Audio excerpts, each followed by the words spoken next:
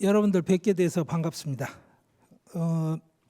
오늘은 사실 제가 안내받기로는 최근에 제가 종교 문해력 총서 안에 썼던 불교, 특히 초기불교에 관한 책을 중심으로 이야기를 나누는 자리다라고 안내를 받았습니다.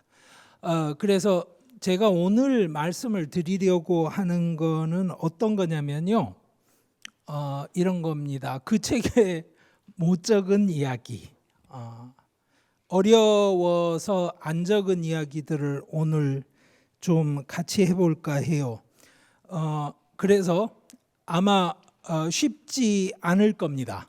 이게 가끔 제가 어떤 자리에 가면 여쭤봅니다.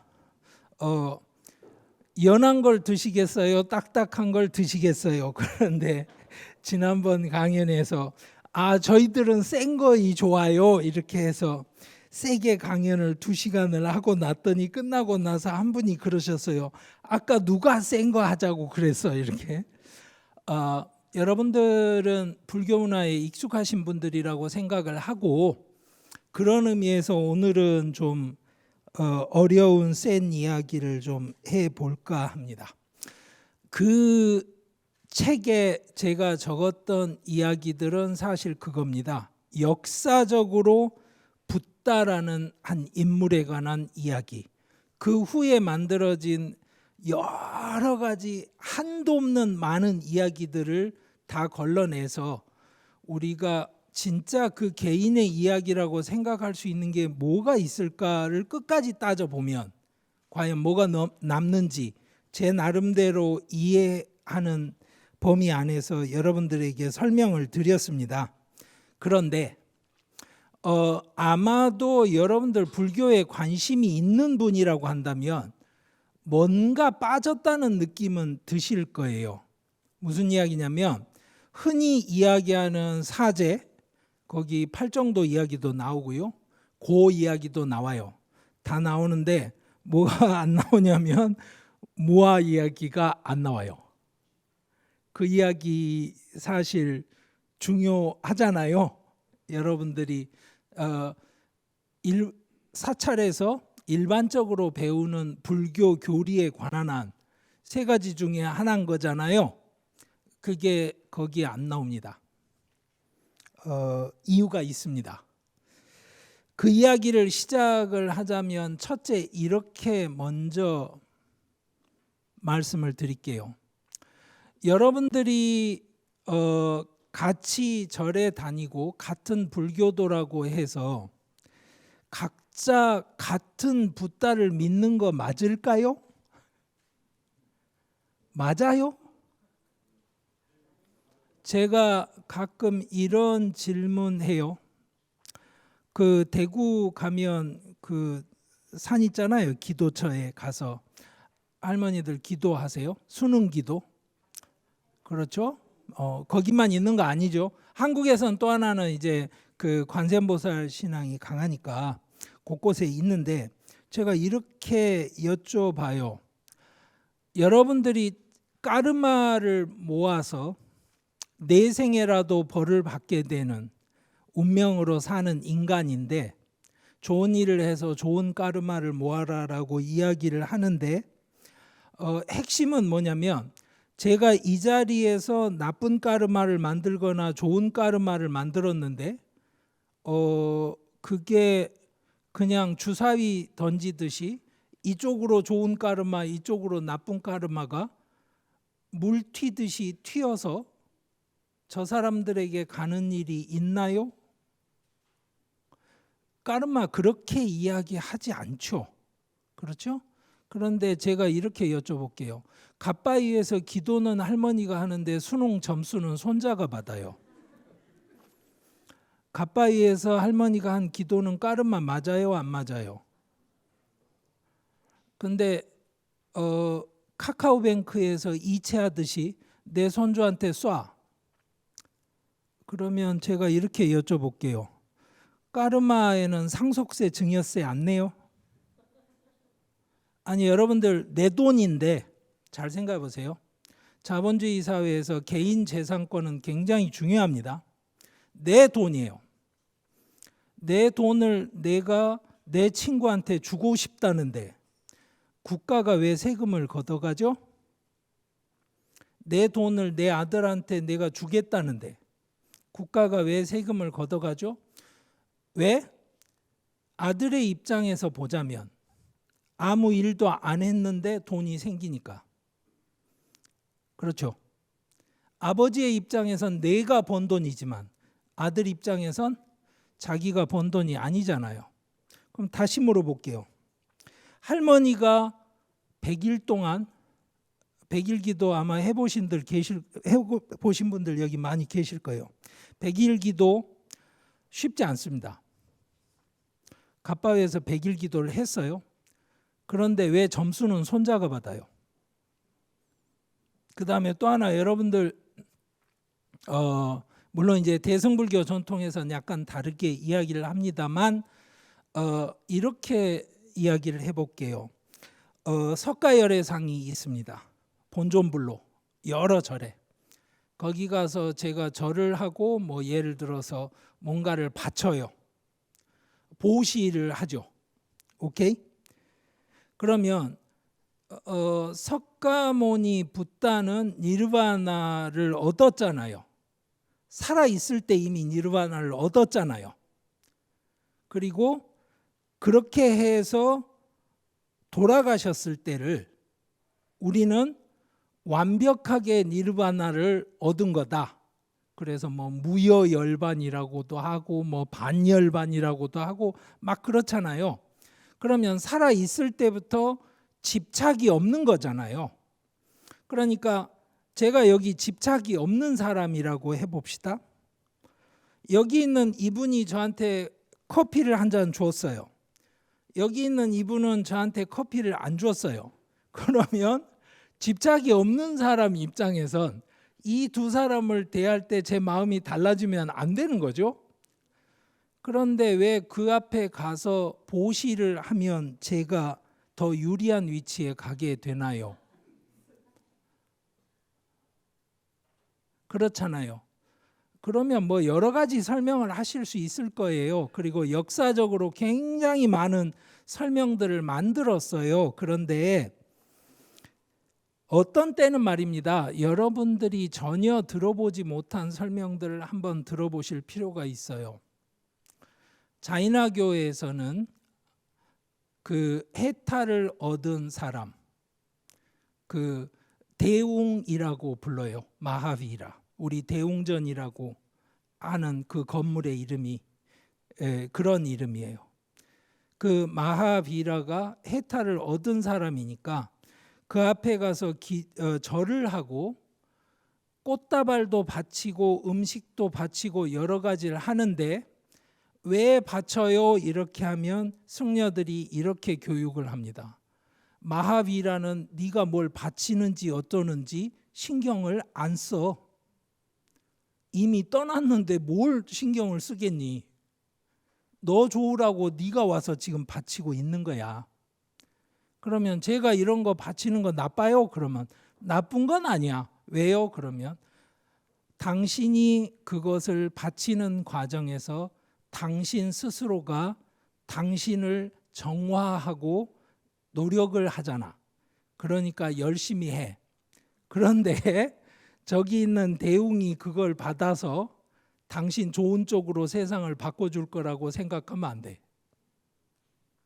그 이야기를 합니다.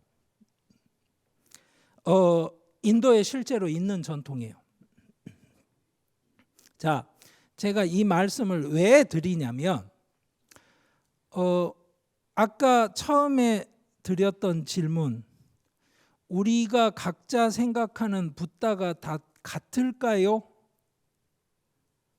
그러니까 할머니를 따라서 절에 다니면서 익숙해져서 불교 신자가 된 손주가 할머니가 갓바위에 가서 기도를 하고 수능 점수를 받아서 대학생이 된 다음에 본인이 생각하는 그 붓다와 갓바위에 가서 기도를 하시던 그 할머니의 붓다가 같을까요? 라는 이야기에 대해서 우리가 조심스럽게 생각을 해야 하는 거예요. 그 말은 이런 말씀을 드리는 겁니다. 내가 생각하는 붓다랑 다른 모습의 붓다를 주장하는 사람이 있다고 해서 그 사람이 틀리다거나 너는 가짜라거나 너는 안 해봐서 그렇다거나 네가 뭘 알아 이런 거 하는 게 위험하다는 거예요. 왜? 우리들이 일반적으로 생각하는 우리가 대부분 받아들일 수 있는 우리가 생각하는 붓다의 모습 안에도 굉장히 많은 것들이 앞뒤가 안 맞게 섞여 있어서 그래요. 오늘은 그렇게 앞뒤가 안 맞게 섞여 있는 굉장히 힘든 이야기 중에 하나인 무아 이야기를 말씀을 드리려고 하는 겁니다. 자, 그럴 때 그러면 왜 이렇게 여러 가지 이야기가 다 섞이게 됐어요? 이럴 때 자, 얘를 다시 돌아가 봅시다. 갓바위로. 무릎도 안 좋으신데 할머니가 손주를 위해서 100일 기도를 가겠다고 그러시면 자, 아들 둘이 태도가 다를 수 있어요. 큰아들은 아니요 어머니, 거기 어머니 그렇게 다니시다가 넘어지고 이러시면 사고 나니까 그것도 안 좋고요. 어머니 그렇게 사고 나시고 이러면 손주가 공부하는데도 좋을 게 아무것도 없습니다. 차라리 집에서 손주한테 맛있는 음식을 챙겨주시는 게 더 낫지 않아요? 이렇게 큰아들이 이야기할 수 있어요. 그런데 둘째 아들이 이렇게 이야기할 수 있죠. 아니 형, 내가 보기엔 어머니가 가서 100일 기도를 하셔야 어머니가 더 건강하실 것 같아. 그리고 또 하나는 어머니는 100일 기도를 하셔야 손자를 위해서 자기가 해야 될 일을 하셨다고 생각하실 것 같아. 그러니까 어머니 건강이든 위험 요소가 없는 건 아니지만 나는 어머니 가시는 거에 찬성. 자, 그러면 이 두 아들이 같은 불교도라고 했을 때 누구를 훌륭한 불교도라고 하고 누구를 훌륭하지 못한 불교도라고 할 것이냐? 이런 질문들이 사실은 우리의 일상을 뒤집어요. 그리고 여러분들이 날마다 살면서 부딪히는 질문들은 그런 질문들입니다. 그러니까 무슨 말이냐? 여러분들이 배운 대로 정답대로 외워서 할 수 있는 질문은 질문이 아니에요. 제가 그 인도 고전을 읽는 것에서 항상 말씀을 드리는 게 자, 내가 지켜야 할 올바른 길이 있고 올바르지 않은 것이 있는데 이 사이에서의 갈등이 질문이냐? 그건 질문이 아니에요. 나도 아니까 어떤 게 올바른 건지. 진짜 질문은 뭐다?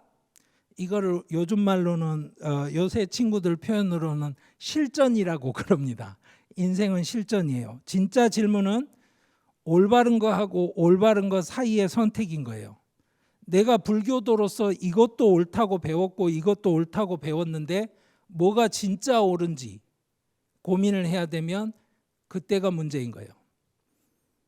여러분들이 겪는 갈등에 대해서 한번 생각해 보세요. 자, 아까 예로 돌아가 보죠. 아버지 입장에서 자기가 번 돈을 아들에게 상속시키는 것에 대해서 다 허락해 줘야지. 그러니까 올바른 불교도의 입장일까요? 아니면 아들의 입장을 봐라. 그 옆에 있는 다른 친구들과 비교해 볼 때 이 친구가 다른 친구보다 더 노력한 건 아무것도 없지만 그 친구는 그냥 누구의 아들이라는 이유로 상속을 받는다는 건 우리 사회에서 공정함에 맞지 않다. 그러니까 상속세가 높은 건 맞다. 라고 이야기하는 게 맞는 태도일까요? 둘 다 근거가 있잖아요. 근데 문제는 이거예요. 큰 스님한테 찾아가서 큰절하고 있는데 스님이 내일 와서 차나 한잔 해. 그러면 다시 내려가듯이. 자, 이 상속세를 어떻게 할지 이야기가 시작이 됐는데 내년에 생각해 보지 이럴 수 있어요? 아니, 한쪽은 30% 말하고 한쪽은 40% 말하는데 중간 합시다. 중간 이러면 돼요? 그런 거 아니잖아요. 그러니까 우리들만 그런 문제에 사는 건 아니에요. 옛날에 인도에서도 똑같이 그런 문제에 살았고 그런 문제의 한 복판에 붓다가 살았어요. 그런데 붓다는 그때 결정을 내려줬단 말이에요. 제자들한테 아주 곤란한 문제들에 대해서. 그런데 그 붓다가 더 이상 없는 시절이 왔어요. 그러면 그 다음에는 어떻게 결정을 하죠? 이게 어려운 거예요.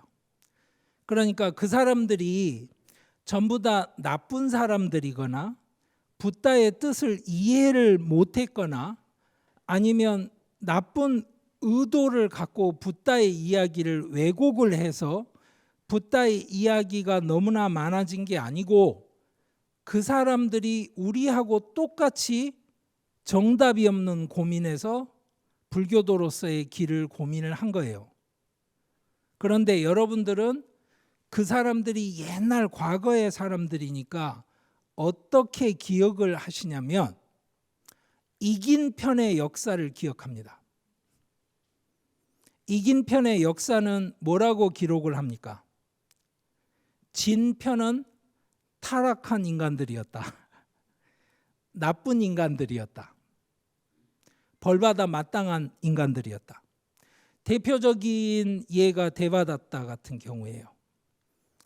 데바다타는 굉장히 보수적인 사람이었고 붓다가 했던 굉장히 혁신적인 의사결정들이 전통적인 수행 논리에 맞지 않다고 생각했던 사람이었어요. 그러다 보니까 문제가 뭐냐? 너무나 많은 사람들이 데바다타를 지지했어요. 그러니까 심지어는 출가자 공동체 안에서 붓다에 대한 반대 의사를 표명했을 때 그 지지자들이 예상외로 너무나 많았던 거예요. 이거는 뭐하고 똑같냐면 어느 정당이 있는데 그 정당 대표가 자 A 안으로 투표를 합시다 이랬는데 저는 반대합니다 하고 의원 한 명이 나섰는데 더 많은 의원들이 B 안으로 지지 의사를 밝힌 상황이랑 똑같아요. 불교 역사에서 있어 본 적이 없었던 사건입니다. 그런데 그 상황이 정리가 되고 나서 기록은 어떻게 남습니까? 데바다타는 여러분들이 아시는 거의 모든 본생담, 전생담이죠. 자타카. 거기에서 항상 나쁜 인물의 대표로 나오죠. 악인의 전형으로 나오고 그리고 뭐 미술 작품 같은 데 보면 다시는 돌아올 수 없는 지옥으로 곧바로 떨어져 들어가고 뭐 이런 인물로 나옵니다. 자, 초기부터 불교에는 이견이 많았습니다. 붓다가 활동을 할 때도 이견이 많았습니다. 자, 여러분들 경전을 보시면 초기 경전에 이야기가 많이 나와요. 뭐가 나오냐면 누구누구가 자기가 쓰던 이런 정원을, 그 정원이라는 게 사실은 사냥터, 왕들이 쓰던 사냥터거나 아니면 요즘 말로 이야기하자면 놀이공원 같은 겁니다. 정원을 붓다에 기부를 하고 심지어는 임시 건물을 지어주기도 하고 기록이 많이 나와요. 그러면 여러분들은 그 건물들을 어떻게 관리했는지 혹시 보셨어요? 경전에? 그 건물을 실제로 받았다고 쳐봅시다. 자, 요즘식으로 말하자면 이런 겁니다. 등기해야 돼요. 소유권이 넘어갔어요. 자, 그러면 그 다음에 굉장히 많은 것들이 따라오죠. 재산세 내야 되고요. 그렇죠? 뭐 소방법부터 시작해서 엄청나게 많은 것들이 뒤따라올 겁니다. 지금 현재 도심 사찰들이 그 한국에서 자리를 잡을 때 그 사찰들이 관리되기 위해서 해야 되는 굉장히 많은 일들하고 똑같은 것들이 그 시절에 없었다고 생각하시면 안 돼요. 지금 산에 있는 사찰들도 다 마찬가지입니다. 더 심하죠. 왜? 문화재 보호 대상으로 지정이 된 경우들이 많아서 더 복잡합니다. 화재 방제 시설도 더 복잡하게 관리를 해야 되고요. 자, 그러면 여러분들 생각에 이런 논쟁이 생기면 어떨까요? 아주 좋은 의도에서 불교 단체에 기부를 받은 이 건물을 내가 남아서 지키겠다라는 승려가 있다고 생각을 해봐요. 그런데 원래 붓다 당시에는 출가자는 유행을 하는 거였어요. 걸어 다녀야 돼요. 그날 출발하면 해질녘에 도착하는 곳에서 자는 거예요. 그 이상의 뭐를 하면 안 돼요. 그런데 그게 불가능할 때가 있죠. 장마철. 그래서 이제 우기에는 안거를 합니다. 그게 요즘 한국에서는 이제 하안거, 동안거 전통의 출발이 되는데요. 자, 그러면 그 당시 사람들의 기본 아이디어는 뭐냐면요. 인도 아리안들이 유목민이었어요. 그래서 유목민들 문화는 어떤 게 있냐면 붙박이로 사는 사람들은 더럽다고 생각합니다. 여기서 더럽다는 뜻은 위생이 더럽다는 뜻이 아니라 종교적으로 더럽다는 뜻이에요. 그것을 번역하는 말이 여러분들 아는 청정이라는 말입니다. 한국 불교계에서 굉장히 자주 쓰는 그 청정이라는. 그러면 청정하려면 유행을 해야 돼요. 자, 유행하는 사람들도 아플 때가 있잖아요. 맞죠? 그러면 더 이상 못 걷게 되면 어떻게 해야 할까요? 아니, 아예 걸을 수가 없으면 옆에서 신도들이 뭐 이렇게 강제로 끼고 죽는 순간까지 걷는 모습을 만들어야 돼요? 그거는 거의 가혹행위 아닌가요? 자, 그러면 이런 거죠. 실제로 불교 사원이라는 것이 이미 만들어져 있고 그것을 관리하던 승려들이 있다고 한다면 걸어서 가는 중에 한 달 만에 아니면 두 달 만에 그곳에 들려서 발 씻고 쉬고 환자를 치료를 하고 다시 걸으면 되잖아요. 그렇죠? 그런데 또 하나 질문은 이겁니다. 그러면 유행을 하는 승려들과 붙박이 승려들 중에 누가 훌륭한 승려예요? 재미있는 것은 유행을 하던 승려들이 붙박이 승려들을 더러운 친구들이라고 욕을 합니다. 맞죠? 맞잖아요. 유목 문화에서 보자면 붙박이들은 청정하지 않아요. 그러니까 상대하면 안 되는 거예요. 그러니까 출가자 입장에서는 뭐예요? 유행을 하는 출가자가 진짜인 거죠. 그런데 그 유행을 하는 출가자가 아팠을 때 도움은 어디 가서 받아요? 붙박이 승려한테 가서 받아요. 이런 게 경전에 드러납니다. 그래서 제가 지금 말씀드리잖아요. 유행을 하는 승려들이 원래 취지엔 잘 맞고 우리가 존중할 만하고 이렇게 받아들일 수 있지만, 자, 붙박이 승려들이 잘못됐다고 할 수 있느냐? 이렇게 물으면 이야기가 달라지는 거예요. 그래서 여러분들은 불교사를 배우실 때 어떻게 배우시냐면 부파불교라는 이름으로 배웁니다.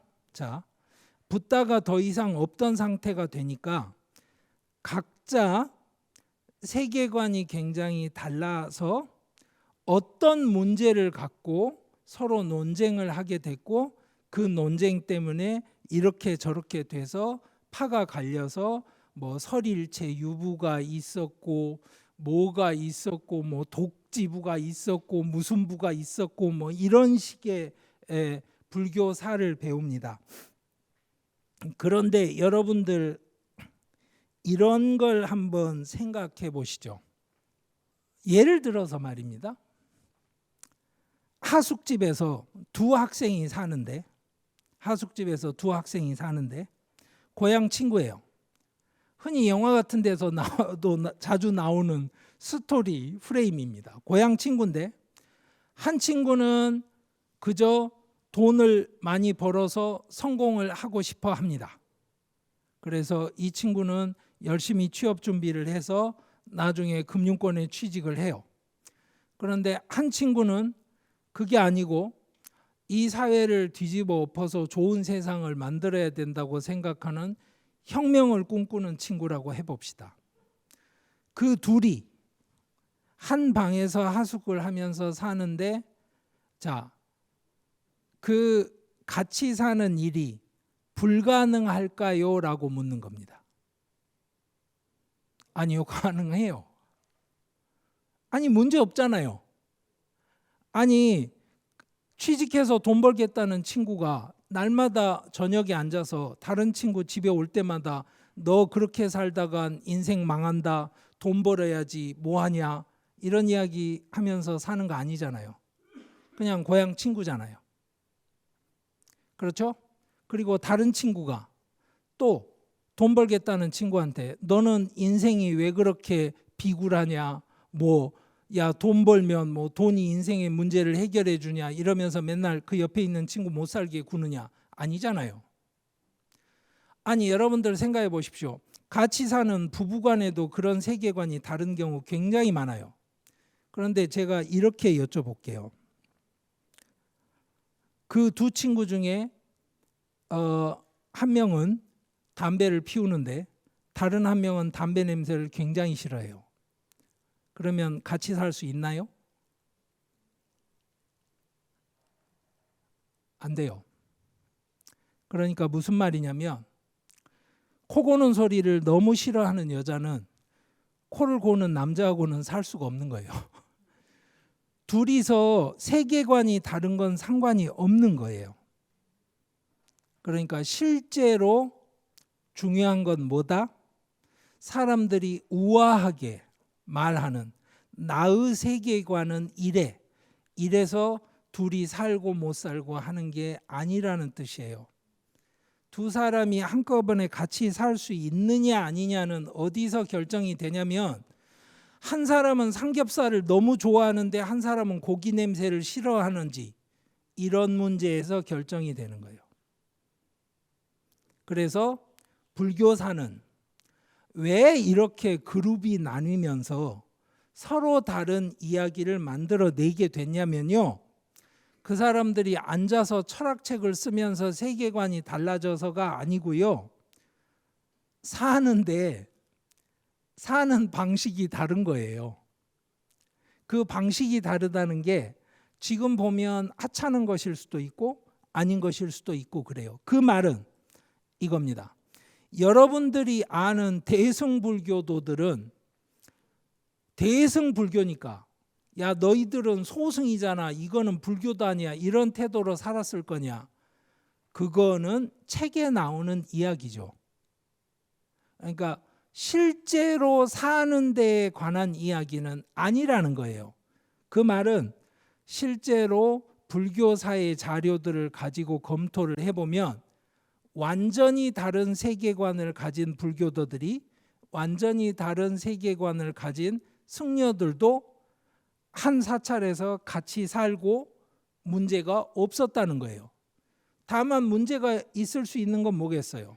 예를 들어서 어떤 승려들은 육식을 하는데 어떤 승려들은 육식을 안 한다. 이거는 쉽지가 않아요. 그렇죠? 어떤 승려들은 돈을 가지고 다녀요. 그래야 문제를 해결을 하니까. 어디 가서 뭘 필요할 때 사서 문제를 해결을 하니까. 그리고 다른 사람이 와서 무슨 일을 하더라도 인건비를 지급을 하니까. 그런데 어떤 승려들은 돈을 아예 가지고 다니지 않아요. 그러면 어떻게 해야 돼요? 누군가가 옆에서 챙겨줘야 되죠. 그 승려들은 챙겨주는 사람이 없으면 사회생활이 안 되겠죠. 이런 차이가 불교사에서 부파를 만드는 거예요. 그러니까 여러분들이 책에서 배우는 불교의 부파 역사라는 것은 사실은 무슨 이야기냐면 국회의원들 2명이 나와서 우리 두 당은 서로 결별하기로 했습니다. 국가와 민족을 위해서 민주주의의 대의를 위해서 우리 당은 이 길을 가고 우리 당은 이 길을 가기로 했습니다 하는 발표문을 읽는 거예요. 여러분들은 그런 바보가 아니에요. 그런 뉴스 딱 나오면 여러분들 다 아시죠. 쟤네 둘이 싸웠구나 대판. 그리고 뭐 이야기 들어보니 얘가 얘한테 뭐 술잔 던졌다고 그러던데 뭐 이런 이야기 신문에 뒷이야기 다 나오는 겁니다. 여러분들이 지금 불교 역사로 읽고 계시는 굉장히 많은 이야기들은 그 국회의원 2명이 공식적으로 발표한 발표문인 거예요. 그걸 역사라고 생각하시면 안 되는 거예요. 그러면 그 역사의 이면에 갈 수 있습니까? 그쪽에 요즘은 굉장히 많이 갈 수 있는 연구들을 했습니다. 제가 이제 책에 그런 예들 들어드렸잖아요. 왜 그 붓다의 어머니 이름을 마야라고 우리가 알게 됐는지 사실은 그 지역 사투리로 마따다. 마따는 영어로 mother다. 그러니까 그 지역 사투리로 엄마라는 말을 다른 지역에선 사투리를 못 알아들으니까 그 엄마 이름이 마야였나 보지 이렇게 돼서 생겨난 오해다. 그래서 우리는 엄마 부인 이렇게 부르는 거예요. 마야 부인 이렇게. 그게 불교의 역사예요. 그게 중국까지 가면 어떻게 되겠어요? 그러니까 그러면 이제 이런 질문을 하실 수 있어요. 그러면 우리가 마야 부인이라고 부르면 안 되는 건가요? 그거는 다른 이야기예요. 여러분들이 생각하시는 불교라는 게 뭔지는 여러분들 각자의 문제이고 여러분들이 받아들이는 불교 전통의 문제인 거예요. 여러분들이 모두 다 불교학자가 돼서 문헌학적으로 따져볼 때 이건 형태가 안 맞아 이런 게 중요한 게 아닌 거예요. 저는 그걸 직업으로 하는 학자니까 그런 논문을 씁니다. 여러분들 아는 이제 불교에서 제일 중요한 게 뭘까요? 물으면 대답을 사성제라고 하실 거예요. 많은 경우. 뭐 물론 연기 뭐 이런 이야기 하실 분들 계실 텐데요. 그거는 상당히 후대의 발전입니다. 근데 사실 팔리어로 남아있는 사성제의 표현 자체가 문법에 안 맞다는 거를 아는 사람들이 많지가 않아요. 문법에 안 맞다는 건 무슨 말이에요? 끼워 맞췄다는 뜻이에요. 아니 불교가 제일 중요하게 생각하는 사성제가 표현이 문법에 안 맞아요? 그게 끼워 맞췄다는 게 굉장히 중요한 게 뭐냐면 그 안에 원판이 숨겨져 있기 때문이에요. 제가요 이런 거예요. 부산식으로 예를 들어서 제 친구가 저한테 뭐 이런 거예요. 단디했나? 이렇게 물어봤어요. 근데 저는 그쪽 출신이 아니까 얘하는 말이 뭔지는 잘 모르는데 단단하냐 이렇게 알아들어요. 그래서 서울말로 옮겨서 단단하니 이렇게 적어놨어요. 그러면 여러분들이 이 단단하냐라는 질문을 이해를 못합니다. 원래 부산 친구가 했던 말은 그게 아니잖아요. 근데 제가 뭔 말인지 잘 모르니까 서울말로 옮겨놨는데 단디하니 이렇게 옮겨놨어요.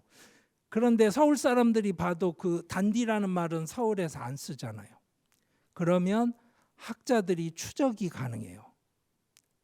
어떻게? 이게 원래는 서울말이 아니겠구나. 그걸 하는 겁니다. 그것의 결과에 대해서 제가 책에 설명을 드린 거예요. 자, 그러면 굉장히 많은 이야기들의 오해가 있을 수 있는 것은 물론이거니와 그 오해들이 각자 전통이 나뉘면서 생겨나는 엄청나게 많은 그 전통들이 생겨난다는 것도 이제 말씀을 드렸어요. 그리고 그 전통들이 생겨날 때는 굉장히 중요한 게 뭐냐? 실제로는 그 전통들이 갈라질 때 철학적인 질문 때문에 갈라지는 게 아니라는 거예요. 사실은 뭐다? 자기가 생활하는 라이프 스타일이 안 맞아서 다 갈라지는 거예요.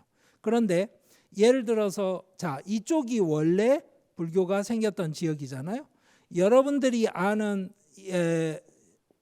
초기 경전은 팔리로 전해집니다.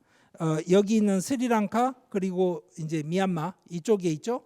그러니까 이제 지금의 방글라데시 건너서 이쪽 미얀마 지역에 이제 팔리 전승이 굉장히 강하게 전해지고, 여러분들은 여기 팔리 전승이 옛날부터 역사적으로 끊기지 않고 항상 와 있었고, 그래서 이게 뭐 상좌 불교고 이렇게 생각을 하시지만, 여러분들 혹시 동남아의 대승불교 이야기 들어보신 적 있어요? 상좌불교 말고 동남아의 대승불교. 동남아 여행은 가끔 가시잖아요. 아니면 여러분들 중에 아마 그 버마나 뭐 스리랑카 이런 데 있는 수행처 가보신 분들도 꽤 되실 텐데, 거기가 원래 대승불교 국가였어요. 그러다가 이렇게 된 거예요. 그러니까 기득권 싸움에서 이긴 거예요. 무슨 이야기냐? 시청률 전쟁에서 어느 방송국이 이기면 그 방송국의 방송이 주도권을 잡는 겁니다. 그런 거예요. 그 역사에 대해서 이제 자세하게 오늘 설명드릴 건 아니고요. 여기에서 전해지는 전승이 원래 오래된 전승이다, 이거는 사실은 이제 역사하고 맞지는 않고요. 어쨌거나 지금은 상좌 불교라고 그래서 굉장히 강한 전통을 만들어낸 건 사실이에요. 그런데 여기서 쓰는 언어가 팔리라고 그러니까 이 팔리어를 쓰는 사람들한테 물어보면 당신들이 쓰는 팔리어가 붓다가 쓰던 말 맞아? 그러면 당연히 그렇다고 이야기를 해요.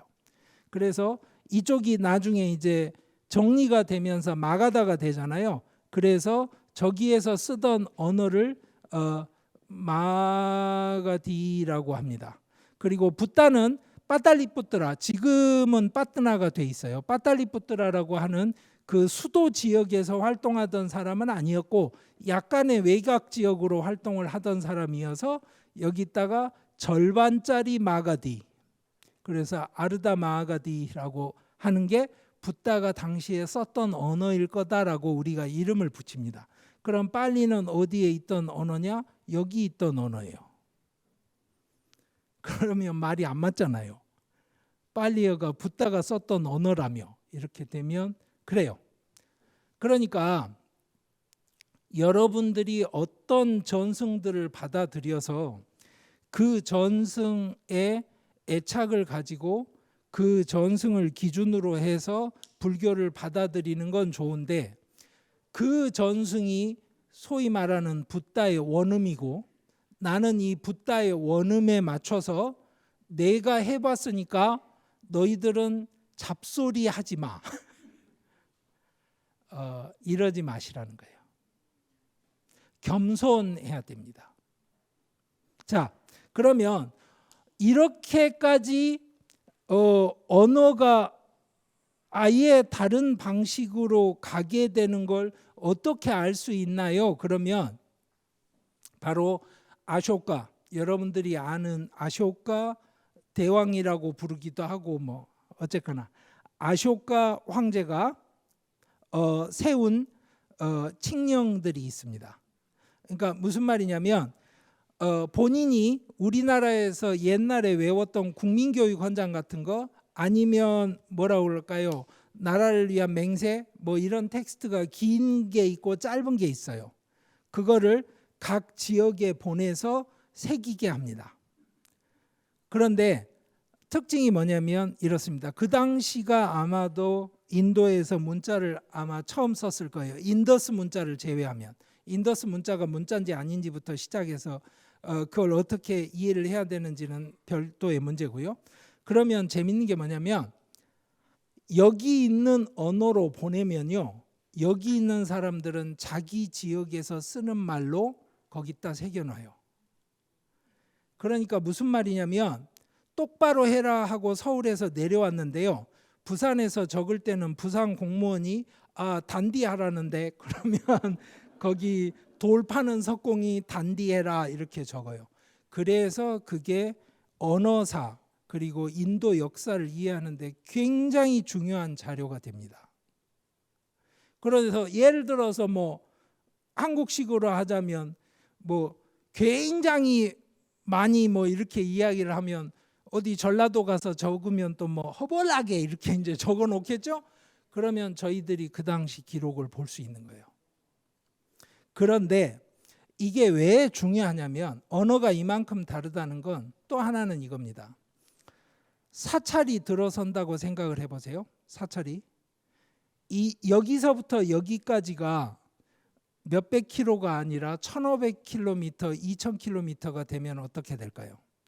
그리고 언어도 달라지면, 그러면 우리가 생각하듯이 한국처럼 제한된 범위 안에서 있는 사찰들끼리도 전통이 차이가 있고 뭐 그 안에 문중은 둘째치고라도 이런 상황하고 비교해 볼 때 이쪽과 이쪽은 엄청나게 다른 차이가 생길 수밖에 없어요. 그리고 예를 들어서 여기는 겐지스강 지역에서 살기 때문에요, 여기 있는 사람들은 평소에 민물고기를 많이 먹습니다. 그건 당연한 거예요. 그런데 예를 들어서 사찰에서 생선 먹는 것들은 지옥가 이런 이야기 하면 어떻게 될까요? 굶으라는 이야기겠죠. 그리고 이 사람들한테는 도저히 받아들일 수 있는 이야기가 아닌 거예요.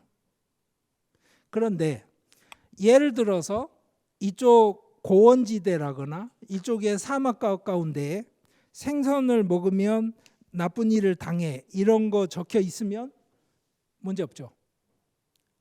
그러니까 일상생활에서 무엇을 가지고 사람들이 다르게 받아들이고 또 종교가 다르게 반응하는지가 훨씬 중요한 거예요. 자, 그래서 철학이 나뉜 게 아니고 생활이 바뀌면서 저렇게 여러 부파가 나뉘었을 확률이 훨씬 높아요. 자, 이럴 때 이제 오늘 본격적으로 말씀드린 이야기를 시작을 할까 해요. 아까 처음에 말씀드렸죠. 책에 적지 않은 아나트만. 여러분들 그 초기경전 같은 데 보시면 아트만에 관한 이야기가 굉장히 많이 나와요. 그런데 여러분들 아마 아트만 그러면 굉장히 익숙하게 듣는 게 아마 마차의 비유 뭐 이런 거 아니겠어요? 그죠? 마차가 있어요. 자, 상판도 있고 바퀴도 있고 뭐 앞에 거는 고리도 있고 여러 가지가 있는데 붓다식으로 이야기를 하자면, 자, 상판이 마차냐 이렇게 물으면 아니라고 하죠. 그러면 왼쪽 바퀴가 마차냐? 그건 아니죠. 그럼 오른쪽 바퀴가 마차야? 그것도 아니죠. 그럼 고리가 마차야? 그러면 그것도 아니라고 그래요. 그러면 네가 말하는 마차가 뭐야? 이렇게 묻는 방식으로 물어봐요. 그게 이제 여러분들이 흔히 배우는 오온에 관한 이야기입니다. 뭐 색수상행식 이렇게 배우시는. 그러면 여러분들이 이제 받아들이기는 뭘 받아들이게 되냐면, 이게 무화서를 가르쳐 주는 거구나 이렇게 이야기를 하게 되는데요. 그게 아닐 것 같다는 이야기를 지금 말씀을 드리려고 하는 거예요. 아트만이라는 게 상식적으로 왜 중요하냐면, 이거에 대한 철학적인 이론들 뭐 이런 건 따지자면 당장 수천 권의 책을 제시할 수 있을 만큼 복잡한 문제입니다. 이걸 퍼스널 아이덴티티라고 그러는데요. 자, 이렇게 생각을 해보죠. 자, 하루 전에 A라는 사람이 있었어요. 그리고 하루 후에 A라는 사람이 있어요. 자, 그러면 자, A-라는 사람이 A라는 사람하고 100% 같을 수는 없죠.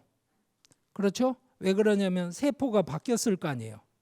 그리고 만약에 사고가 나서 다쳤다 그러면 이 사람은 다쳤을 거 아니에요. 그렇죠? 그러면 자, 봅시다. A가 술을 먹고 음주운전을 해서 사고를 냈는데 다음날 A-가 잡혀가요. 그런데 이렇게 한번 생각을 해보시죠. A라는 사람 몸에 있는 세포가 교체가 되는 주기를 따지면 부위별로 다르겠죠. 당연히 다. 몸을 이루고 있는 물이 다 교체되는 시기도 있고, 예를 들어서 자, 3개월이 걸린다고 합시다. 그러면 3개월 전에 A에 있던 모든 세포는 다 교체가 됐어요. A-에선. 그러면 석 달 후에 이 사람을 만나서 제가 반갑습니다라고 인사를 해요. 그러니까 PD님을 제가 석 달 전에 만났어요. 다름살날을 다녀오셨대. 그래서 제가 반갑습니다 했는데 PD님이 저보고 누구세요? 이렇게 하면 그건 아니잖아요. 그렇죠? 그러면 이런 거예요. 아니 사람은 기억, 생각, 즉 머릿속에 있는 정보. 그래서 여러분들은 요즘 이제 무슨 생각을 많이 하시냐면 컴퓨터 모델로 자꾸 사람을 생각하다 보니까 소프트웨어 말고 하드웨어가 중요하지. 그러니까 저 PD님의 소프트웨어에는 나라는 사람이 기억이 입력이 돼 있으니까 그 입력값이 그대로 유지가 되는 한 마찬가지지라고 이야기할 수 있잖아요. 그럼 제가 이렇게 말씀드려요. 자, 저희 아버지께서 지금 38년생이신데 석 달 전에 뵐 때는 괜찮았는데 다시 뵀더니 저를 기억을 못 하세요. 그러니까 소프트웨어가 달라진 거죠. 예를 들어서 그러면 제가 저희 아버지를 만나서 누구세요? 이렇게 해요? 아니, 우리 흔히 겪는 일이잖아요. 치매 문제든 뭐. 그러면 자, 이분이 치매가 걸려서 못 알아보시는데 왜 제가 지금의 이분을 만나서 옛날에 있던 이분처럼 인사를 하고 대하죠? 왜 그래요? 기억? 이분한테는 기억이 없다니까? 내 기억? 그러면 내 기억에 따라서 제가 석 달 전에 이분을 만났는데 제가 헷갈려서 이분이 이분이라고 생각을 했어요. 그러면 이 두 사람을 바꿔 치워야 되겠네요. 제 기억에 따라서 사람을 판단하는 거면. 그러니까 쉬운 문제가 아니에요. 그렇죠? 그리고 예를 들어서 무슨 영화 같은 데나 나올 법한 이야기. 뇌를 꺼내서 다른 사람 머리에 옮기면 그 사람이 뇌에 따라 옮겨갑니까? 신체에 있는 그 사람이 그대로 남아 있습니까? 이 질문도 남는 거예요. 자, 이거를 따지는 문제가 바로 아트만. 이거를 번역을 하자면 아트만이라는 말은 그냥 말 그대로 자기 자신이란 뜻이에요. 그런데 우리가 배우는 무아 있잖아요. 무아. 아나트만이 여기서 여기까지 오는 이 셀프라는 게 없다라는 이야기가 된다고 하면 제가 이제 다시 이야기를 하는 게 이건 거예요. 자, 아트만이 연결이 안 돼서 이 사람이 같다고 할 근거가 없다고 치면 어제 술 먹고 사고 친 이 사람을 오늘 잡아가서 처벌할 이유가 있냐 이렇게 물으면, 그리고 그런 경우 굉장히 많잖아요. 몇 년 만에 만났는데 뭐라고 그러냐면 저는 옛날에 제가 아닙니다. 저는 아예 바뀌었어요. 많잖아요. 우리 왜 종교단체에 가면 간증하는 분들 뭐 그래서 그런 분들 보면 자기가 새로운 인간이 돼서 아예 바뀌었다고 그러잖아요. 그러면 어느 만큼 바뀐 걸로 인정을 해야 되고 이 사람하고 이 사람하고의 간극을 어떻게 이해를 해야 돼요. 이게 철학적으로 말하는 아트만 문제예요. 대략 이해하시겠죠? 그러면 이게 이제 더 어려워지는 건 이겁니다. A가 죽었어요. A가 완전히 다른 사람으로 태어났어요. 우리가 왜? 여러분들은 불교도로서 이제 윤회를 생각을 하고 윤회를 믿으니까 B로 태어났어요. 근데 뭐 여러분들 이제 전생 체험하고 뭐 여러 가지 있으니까 그런데 그런 거 말고 일반적으로 물어볼게요. 자기 전생이 기억이 나요? 아니 그러니까 12살에 내가 말이야 경주에 수학여행 갔을 땐 거기가 이랬어 이런 기억 다 나잖아요. 할 수 있잖아요. 그러면 전생은 몇 번이나 사셨어요? 이러면 내가 3826번째 살았을 때 말이야 이렇게 이야기해요? 근데 아까 어느 분이 말씀하셨잖아요. 그 기억을 가지고 그 사람인지 아닌지 판단해야죠. 그러면 아니 이 사람하고 이 사람이 이게 윤회해서 됐다는데 이 사람은 이거 기억도 못하는데 왜 이 사람이 나쁜 까르마를 행한 걸 이 사람이 받아야 돼요? 이런 거예요. 그러니까 이제 윤회까지 끼어들면 아뜨만 문제는 쉬운 문제가 아니에요. 맞죠?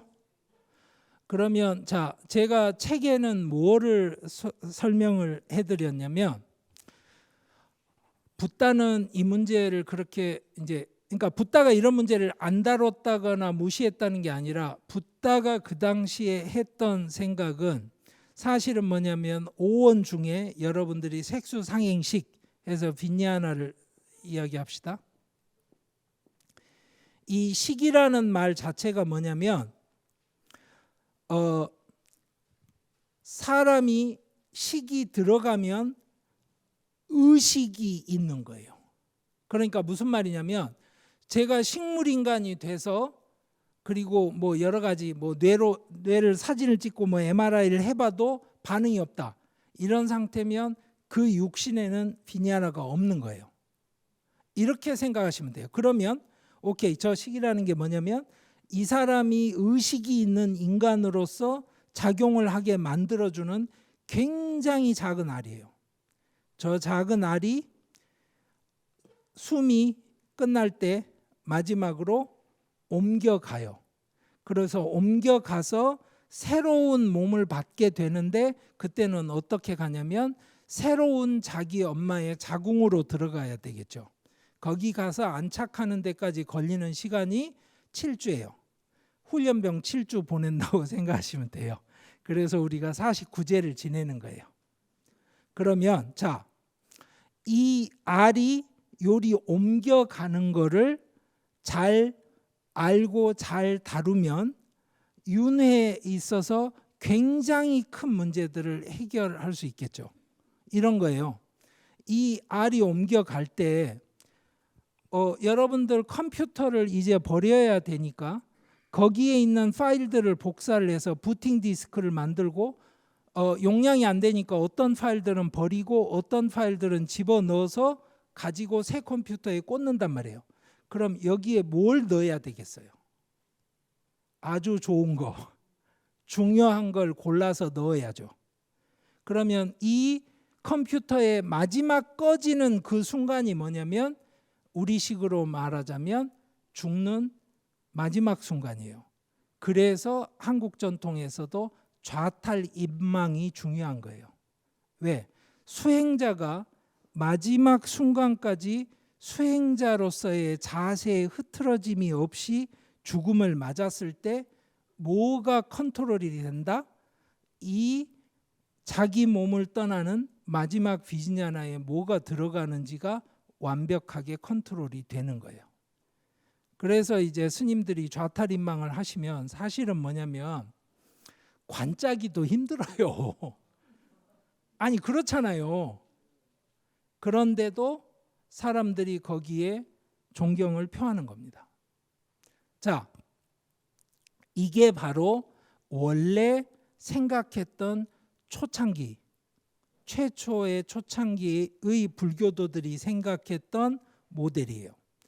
이 빈야나를 이 아트만이라고 생각할 수 있습니까? 그러면 어떤 면에서는 그래요. 그런데 이제 여러분들 아시다시피 붓다가 항상 하는 이야기가 있어요. 뭐냐? 이것은 내가 아니고 이것은 내 것이 아니다. 그 말에 대해서 제가 책에 안 적은 이유는 이겁니다. 아직도 제가 정확하게 이해를 못해서 책에 안 적은 거예요. 그 말의 의미에 대해서 굉장히 많은 전통의 설명들이 있었고 해석이 있었지만, 자, 이거는 여러분들 이해하실 수 있을 거예요. 제가 이렇게 손을 들면 당연히 제가 제 손이니까 들 수 있잖아요. 맞죠? 그죠? 그러면 손을 한번 들어보세요. 이렇게 들 수 있잖아요. 왜? 이거는 제 손이고 저거는 저분 손이잖아요. 그러니까 저분이 들거나 내리거나 할 수 있는 거예요. 맞죠? 그런데 붓다가 그 다음 하는 말이 중요해요. 그 다음 붓다가 하는 말은 이거예요. 자, 이건 내 손 맞고 저분 손이 맞으니까, 자, 이제 불교식으로 처사님한테, 자, 손을 한번 들어보세요. 예, 그리고 손을 2배로 키워보세요. 손을 2배로 키워보라고. 왜? 네 손이니까. 아주 간단한 이야기예요. 아니, 제가 체중이 줄었으면 좋겠어요. 그러면 이게 내 몸이라면 내가 여기 서서 10kg 줄어. 그러면 다음 10초 안에 몸무게가 10kg가 줄어야 되는 거예요. 왜? 내가 손을 이렇게 하듯이, 내가 이렇게 하듯이. 이게 바로 붓다가 하는 이야기예요. 이게 내 것이 아니라는 말이 무슨 뜻인지 아시겠죠? 여러분들은 지금 여기 이 자리에 앉아서 처음에 제가 오늘 강의를 시작한 이후에 여러 가지 잡생각을 하셨을 텐데 그 생각들을 순서대로 받아 적으실 수 있어요? 기억도 못하죠. 얼마나 많은 생각을 했는지 셀 수도 없죠. 그러면 제가 묻는 건 이겁니다. 그게 당신 생각 맞아요? 아니, 그게 당신 생각 맞냐고. 그러니까 생각에 당신이 휩쓸려 가는지 아니면 그게 당신 생각인지, 그거예요. 그래서 이것이 내 것이 아니다라는 이야기까지는 한 70%는 이해가 돼요. 여러분들도 방금 저처럼 이제 이해를 하셨을 거예요. 그런데 자, 이겁니다. 어느 수행 프로그램을 하시는 분이 저한테 그 말씀을 해주신 적이 있어요. 미국에서 일주일 수행 프로그램에 예를 들어서 한국 돈으로 한 5천만 원에서 6천만 원 사이를 내요. 사람을 모아요. 그러면 좋은 호텔에 가서 있는데 거기에서 여러 가지 수행 프로그램들을 가르쳐 줘요. 여러분들 사찰에서 배우는 여러 가지 프로그램들 생각하셔도 되고, 뭐 요가 학원 가서 배우시는 걸 생각하셔도 돼요. 그런데 이런 걸 한번 한다고 생각해 보세요. 종이를 하나 줘요, 첫날. 그래가지고 당신한테 소중한 거를 20가지만 적어라. 그 이상은 아니고. 그 20가지를 갖고 당신이 화성으로 떠날 수 있다. 뭐 무게가 얼마든 뭐 크기가 얼마든 상관없다. 그럼 여러 가지 적을 수 있을 거 아니에요. 뭐 예를 들어서 제가 강남에 빌딩이 있다면 내 강남에 있는 빌딩. 그리고 뭐 죽은 사람도 괜찮고 뭐 살아있는 모두 다 괜찮다. 그러면 뭐 내가 기르는 강아지, 옛날에 기르다 죽은 고양이 이런 거 다 적을 수 있잖아요. 나한테 소중한 거, 내가 아끼는 거. 뭐 예를 들어서 아버지가 물려주신 카메라 이런 거 다 적을 수 있죠. 그렇게 20개를 적은 다음에 첫날 그 중에 5개를 지워라, 포기를 해라. 이런 걸 시킨다고 생각을 해봐요. 자, 여러분들이 지금 한다고 생각을 해봐요. 그 유서 쓰는 연습이랑 비슷한 거예요. 곧 죽는다고 생각하고 유서를 한번 써보세요. 이런 체험처럼. 그러면 사람들이 다 궁금해져요. 뭐냐? 맨 마지막엔 뭐가 남을까요? 사람들이 적은 것 중에 맨 마지막에 사람들이 뭘 남겼을까요? 물론 굉장히 많은 다양한 것들이 남는다고 해요. 우리가 보기에는 하찮을 수 있는 것들도 남고, 흔히 생각하듯이 뭐 재산이나 뭐 가족들이 반드시 남는다, 꼭 그런 것도 아니라고 하고요. 그런데 마지막 순간에, 마지막 날, 자, 그것도 지우세요 라고 하면 그 사람들의 긴장 관계가 최고로 올라가겠죠. 그러면 여러분들이 한번 이제 생각을 해보세요. 자, 붓다가 집착을 버리는 게 뜨리슈나 땅하, 그러니까 가래를 버리는 게 핵심이라고 가르쳤어요. 그리고 윤회에 남는 이유는 윤회를 하겠다는 가래가 남기 때문이라고 이야기를 했어요. 그럼 결국에 뭐냐면 집착에는 대부분 대상이 있어요. 그렇죠? 집착에는 대상이 있죠. 거기에 대해서 붓다가 이야기를 해준 거예요. 자, 이걸 내 손이라고 생각을 하고 내가 내 맘대로 움직인다고 생각하지만 사실은 이게 내 맘대로 되는 내 손이 아니고, 또 하나는 이걸 관리하고 유지하기 위한 나의 노력이 필요하고, 이게 짐이기도 하다. 여러분들 손 다치거나 예를 들어서 많잖아요. 그렇죠? 손 관절에 문제가 있거나 다른 이유 때문에 손을 관리하는 것 자체가 나에게 짐이 되는 체험, 누구나 해봤을까요? 자, 붓다가 내 것이 아니라고 했을 때의 핵심은 뭐냐면, 내 것이라고 하니까 집착을 한다는 거예요.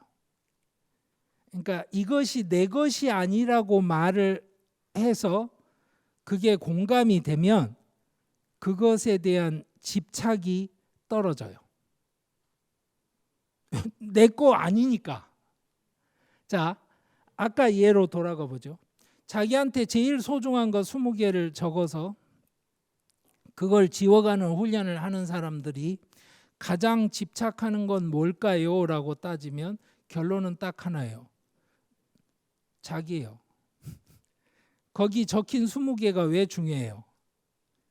내 거니까. 나하고 관계가 있으니까. 그러면 붓다가 결국에 집착을 버리라고 할 때 제일 강하게 할 수 있는 말은 뭐냐면 이거예요. 나라는 거는 없어. 네가 지금 하고 있는 집착의 핵심은 뭐냐면 난데, 자, 지금부터 따져보자. 네가 생각하는 나라는 게 있는지. 그러면 만약에 나라는 게 없다는 이야기가 잘 증명이 되면 집착을 버려라는 말이 아니고, 내가 집착을 하고 있는 핵심이 나고, 그런데 그 집착의 대상이라는 나라는 게 없으니까 사실은 내가 하고 있는 집착 자체가 있는 것도 아니라는 이야기가 돼버리죠. 실제로 그 맥락에서 여러분들이 초기 경전에 나오는 무화를 읽어보세요.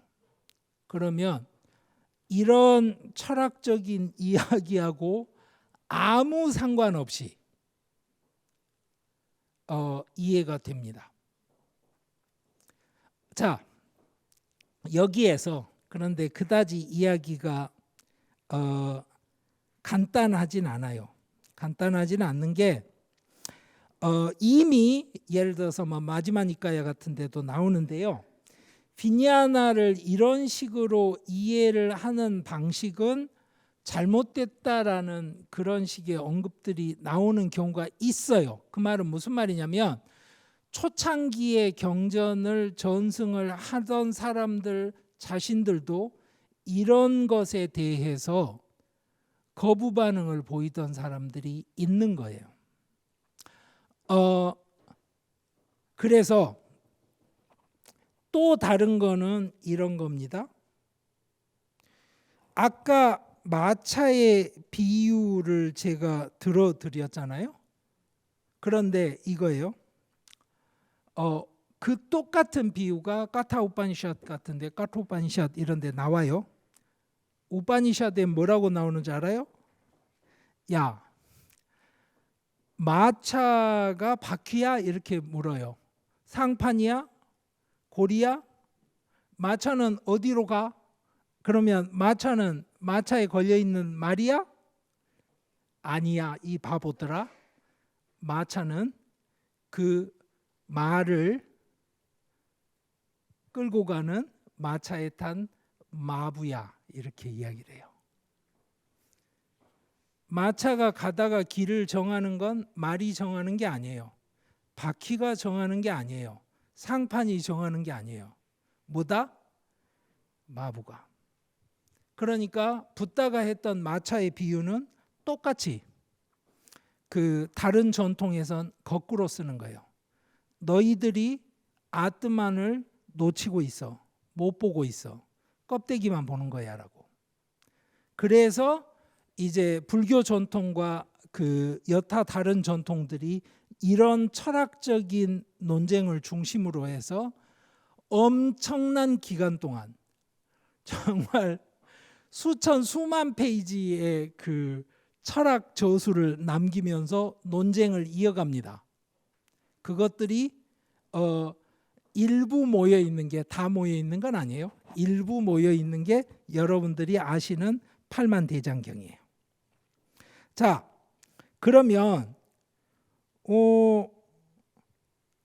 이렇게 제가 설명을 하는 방식으로 아트만을 이해를 한다 그러면 초기 불교 그리고 붓다가 했던 이야기는 이런 철학이 아니고 그냥 집착을 없애라는 의미에서 내가 없다라는 이야기로 끝납니까?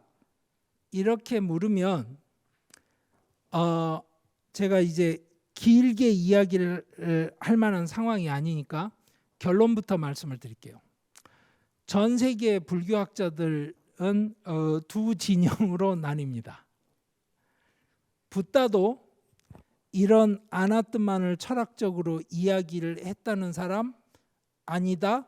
붓다는 이런 이야기를 한 게 아니고 이건 나중에 만들어서 갖다 붙인 거고, 붓다는 집착을 없애라는 의미에서 무아를 이야기했다라는 사람. 그러면 실제로 초기 경전에는 어떠냐? 무아라는 표현이 나올 때 용례의 한 95%, 96%는 집착을 없애라는 의미로 나옵니다. 그런데 거기에 96%가 그렇게 나온다고 그래서 한 44% 정도가 이 용례로 나온다고 그래서 이 의미는 틀린 것이고 원래 붓다가 생각했던 건 아니다라고 단언할 수 있느냐? 그건 아닙니다. 그래서 학자들끼리 받아들일 수 있는 가장 객관적인 판단은 이겁니다. 현재의 자료를 가지고는 알 수 없다. 이게 결론이에요. 그러면 개인적으로 저한테 물으시면, 자, 당신은 어느 쪽으로 이해를 하십니까? 라고 물으면 저는 붓다는 이런 이야기 한 사람이 아니다라는 입장에 속하는 사람이에요. 그런데 여러분들이 그렇게까지 간단하게만 볼 수 있는 게 아니에요. 무슨 이야기냐면, 자, 디가니까야에도 이런 표현이 나와요. 여기 있는 빈야나가 있죠? 저 빈야나가 저 식이 한없이 크고 모든 것을 밝게 비춘다 라는 식의 표현이 나와요. 이거는 여러분들 잘 생각해 보세요. 자, 우리의 의식이란 무한히 크고 너무나 밝아서 모든 것을 다 비춘다. 여러분들 아시는 대부분의 대승경전에서 보게 되는 그런 표현입니다. 그리고 그것은 어디에서부터 비롯되냐면 우파니샤드에서부터 비롯돼요. 그러니까 초기 불교라기보다는 사실은 요즘 우리가 생각하는 힌두교 전통에 굉장히 가까운 입장입니다. 그러니까 대승 불교도들은 이 입장이 훨씬 자기들한테 맞다고 생각을 했던 거예요. 그래서 여러분들이 배우시게 되는 뭐 화엄경이니 이런 데서 나오는 불성에 대한 이야기들, 그리고 티끌이 없고 닦을 것도 없고 빛나고, 그래서 여러분들 연등회 할 때 그 연등을 연꽃처럼 생각하시는데 그 연자가 연꽃 연자가 아니죠. 예, 그렇죠. 불탄다는 뜻이에요. 불타는 등이라는 뜻이에요. 근데 왜 불타는 등이라고 하게 되냐면 여러분들 전등록 같은 책도 그런데요. 등이라는 말을 굉장히 많이 씁니다. 그 한역 텍스트에도요. 그걸 디빠라고 그래요. 디빠가 등이라는 뜻인데요. 이게 등이 뭐냐면 여러분들이 불이 타고 있는 등만 디빠라고 그래요. 무슨 뜻인지 아시겠어요? 그러니까 여기 등이 있는데 제가 불을 안 붙였잖아요. 그래서 이게 타는 게 아니잖아요. 그러면 디빠가 아니에요. 그러니까 디빠가 되려면 뭐냐면 지금 타고 있어야 돼요. 그래서 연등이라는 말을 할 때는 타고 있는 등이라고 굳이 번역을 했던 것 같아요. 그런데 여러분들은 이제 그러면 불 이야기도 나왔으니까 흔히 하는 그 비유가 그런 거예요. 그 라가 드베이샤 모하, 좋아하는 것, 싫어하는 것이 있고 그것 때문에 정신을 못 차리는 것. 요것이 인생의 문제를 만든다. 이걸 제가 이제 책에 설명을 했습니다. 그걸 여러분들이 흔히 삼독이라고 부르는 거예요. 그러면 니르바나는 뭐냐면 니르바나는 불을 껐다는 거잖아요. 그러니까 이 세상에 좋아하는 게 있고 싫어하는 게 생기는데 그것에 대해서 좋은 만큼만 싫은 만큼만 반응을 하는 게 아니라 그것에 대해서 훨씬 더 과잉 반응을 하다 보니까 네 인생이 피곤해진다. 그래서 인생의 모든 문제는 거기서 생긴다. 이게 이제 붓다의 대답인 건데 그 불을 끄면 어떻게 된다? 그러면 그게 아르핫이 된다. 즉 아라한이 돼서 이미 해탈이 된 거다. 그 말은 더 이상 집착을 하고 윤회로 들어가지 않는 상태가 살아있는 상태에서 이미 구현이 된다. 이게 이제 불교적인 가르침이에요. 그런데 이런 식으로 해서 니르바나를 비유를 하면 아주 편해지는데 다른 비유도 있어요. 생로병사를 겪고 있는 과정이 불타고 있는 것 같으니까 그 불타고 있는 과정에서 불을 끄면 그러면 니르바나다 이렇게 이야기를 하면요. 자 보세요. 제가 이렇게 여쭤볼게요. 지금 여기 앉아있는 분이 생로병사의 과정 안에 들어와 있단 말이에요. 맞죠? 지금 여기 앉아 있으니까 숨 쉬고 살아 있으니까. 근데 저 생로병사가 불타는 과정이라고 그러면 꺼버린다는 말이 어떻게 돼요? 생로병사가 없어져야 돼요. 근데 지금 분명히 여기 생로병사를 안고 있잖아요. 그러니까 여러분들도 이제 흔히 배우는 거지만 붓다 자신도 아프고 피곤하고 나이 들면 힘들잖아요. 그걸 겪었단 말이에요. 그러면 아니 그렇게 해가지고 문제가 해결이 안 되는 대목으로 들어가 버리면 답이 나옵니까 하는 문제가 생기는 거예요.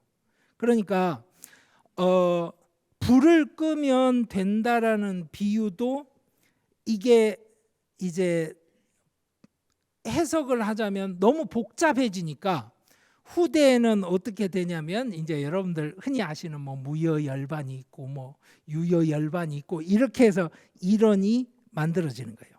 자,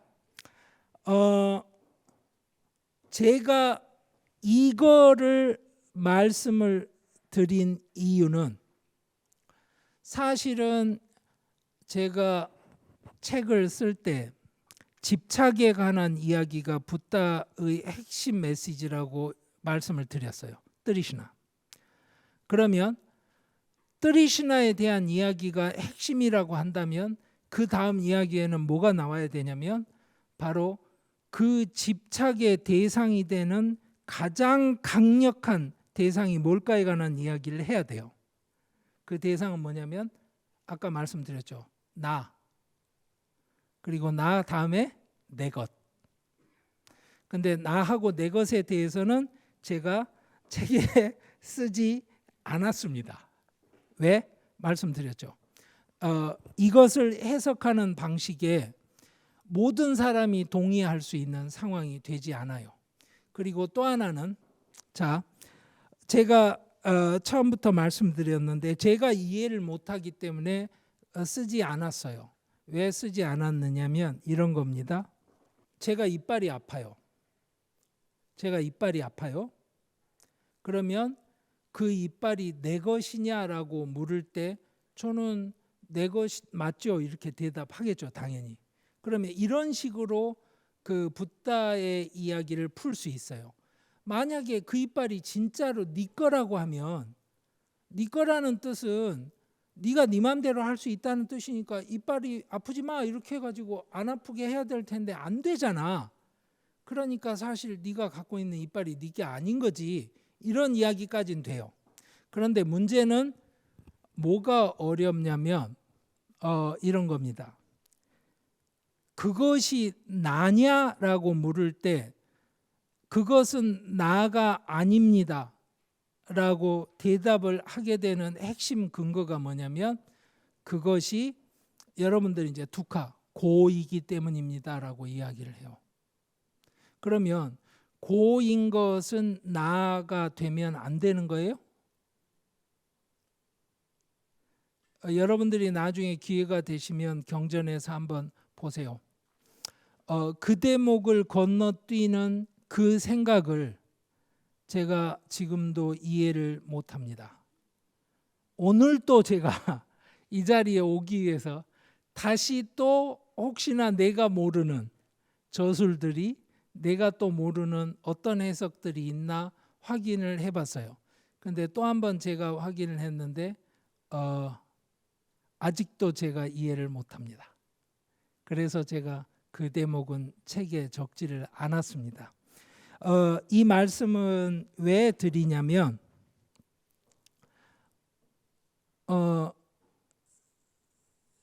저도 직업이 그것을 해석하는 학자이지만 이해를 못하는 일이 당연한 겁니다. 이해를 못하는 것들이 한없이 많아요. 여러분들도 마찬가지일 겁니다. 그런데 이해가 안 될 때 그 다음에 무엇을 가지고 우리는 그러면 우리가 나아지는지를 잴까 하는 질문이 있잖아요. 그럴 때 저는 그 생각을 하는 겁니다. 독단적이지 말아야 된다.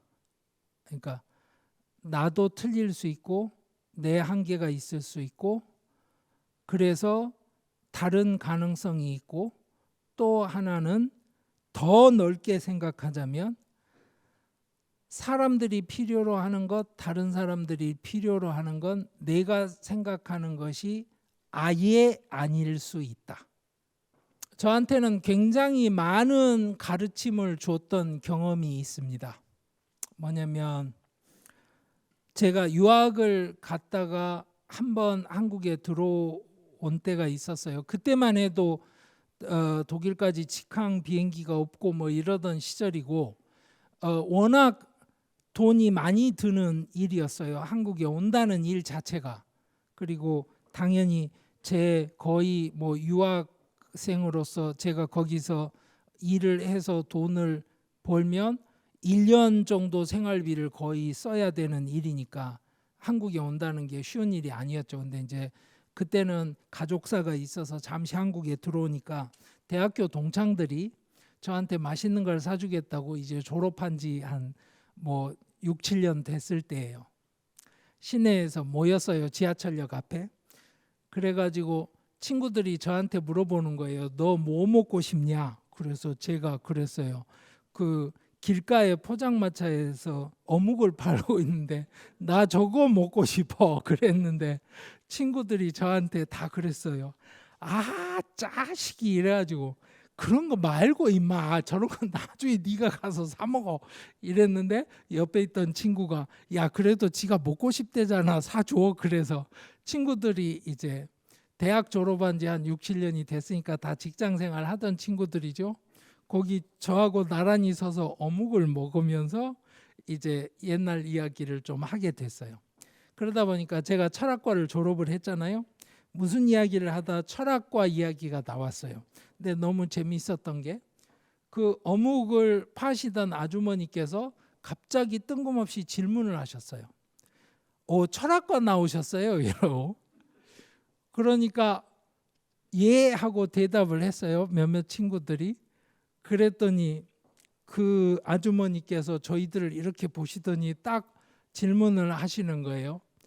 제 운세 좀 봐주세요.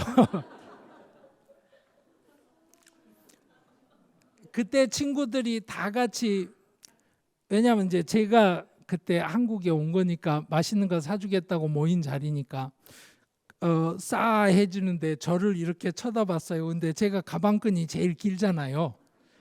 그때까지도 저는 학생이었고 그래 이렇게 쳐다보는데 제가 무슨 말을 해야 될지를 모르겠는 거예요.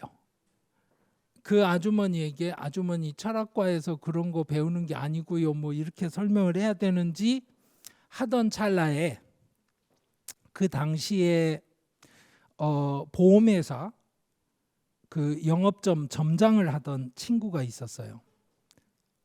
제 친구들 중에 한 명이 그 친구가 먹던 어묵을 붙잡고서 딱 한마디 하는 거예요. 아주머니 털을 보니까 터가 좋아. 3년만 눈 딱 감고 고생하면 아무 걱정이 없겠어. 그러고 우리들은 어묵을 먹었어요. 그런데 당연히 그 아주머니 기분이 너무 좋아지셨고 얼굴이 밝아졌고 저희들은 공짜로 어묵을 한 꼬치를 더 얻어 먹었어요. 제가 이 말씀을 왜 드리냐면 우리는 서로 다 아는 것에 한계가 있어요. 할 수 있는 것에 한계가 있어요. 그러면 당장 현실 속에서 뭘 합니까? 라고 하면 방금 제가 말씀드린 거예요. 다른 사람들이 원하는 건 내가 좋다고 생각하는 게 아닐 수 있어요. 그러니까 그 어묵을 파시던 아주머니는 필요했던 게 앞으로 아주머니 상황이 좋아질 거라는 희망이고 위안이었던 거예요. 철학과에서는 뭘 배우는지 이런 정보가 아닌 거죠. 제가 그래서 그 친구한테 그날 인생에 대해서 한 수를 배웠습니다. 그래서 그 말씀을 드려요. 불교사에서 이러이러한 사정 때문에 실제로 초창기 무아라는 거는 집착을 버려라라는 이야기로 이해하시는 게 아마 맞을 거다. 하지만 제가 단언할 수는 없다. 그런데 이 이야기를 가지고 그럼 여러분들 인생에서 뭘 하실 거냐에 대해서는 제가 말씀드린 마지막 이야기, 여러분 주변의 사람들이 필요로 하고 원하는 건 여러분들이 생각하는 것이 아닐 수 있다라는 그 겸손함, 그런 게 사실은 우리가 집착이든 무아를 이야기하면서 배울 수 있는 태도가 아닌가 싶어요. 그래서 오늘은 사실은 굉장히 잡다한 이야기를 하고 말았고요. 두서없이 경청해 주신 여러분들께 감사를 드리고, 제가 나름대로 어느 텍스트 몇 페이지 보면 뭐가 나오는데 이런 거를 잔뜩 적어 왔는데 이거는 중요한 이야기일 것 같지는 않습니다.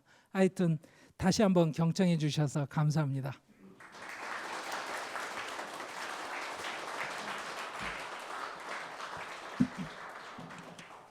팔리어가 변했다 해도 한자보다는 부처님 가르침 원음에 가깝지 않을까요? 여러분들한테 아까 말씀드린 것처럼요, 각 지역에 있는 언어들이 다 다른데 각 지역마다 전승들이 전해졌습니다.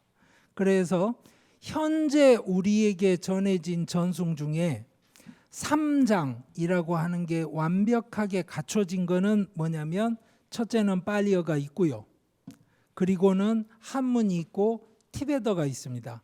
몽골어는 그렇게까지 중요하게 생각하지 않는 게 티베터에서 다시 번역한 경우가 많고 그래서 그래요. 그런데 거의 3장에 있는 경전들은 다 있을 만큼 많은 텍스트가 확보된 언어들이 또 있습니다.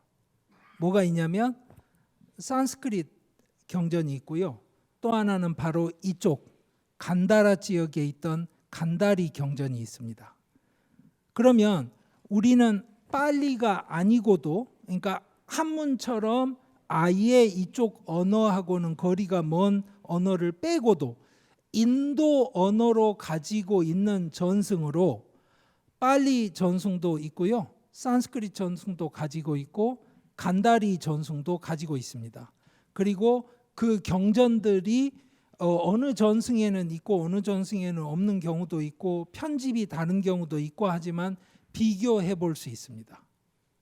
그러니까 이제는 무슨 이야기냐면 빨리만을 보던 시대를 벗어나서 굉장히 많은 정보를 우리가 가질 수 있어요. 그러면 다음 질문이 나오겠죠.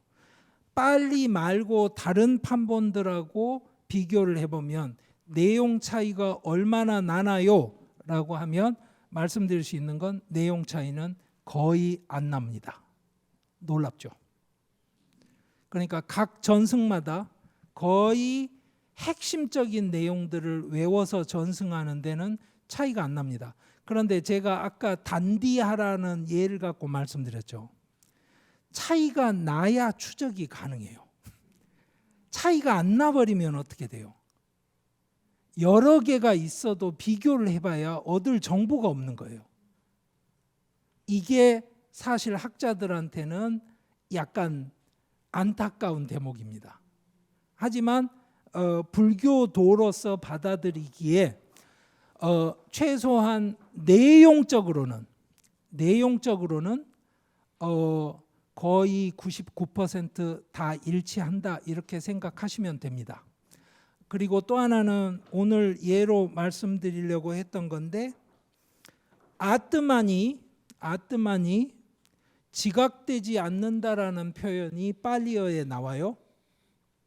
그러니까 아뜨만을 내가 못 찾겠네, 안 보이네, 그거 만져지는 것도 아니고 이런 표현이 나오는데, 그 같은 자리에 산스크리트 본에는 뭐라고 나오냐면 아뜨만이 지각되지 않는다는 게 아니고 아뜨만은 없다라고 나와요. 그러면 그 두 전통이 다른 거죠. 아주 드물게 그렇게 다른 대목들이 있어서 저희들은 비교를 하면서 얻는 정보들이 있습니다. 그러면 좋은 게 뭐냐면 이것들을 다 비교를 해가면서 그 안에 제대로 녹아 들어가지 않은 원래 표현들을 추려낼 수 있어요.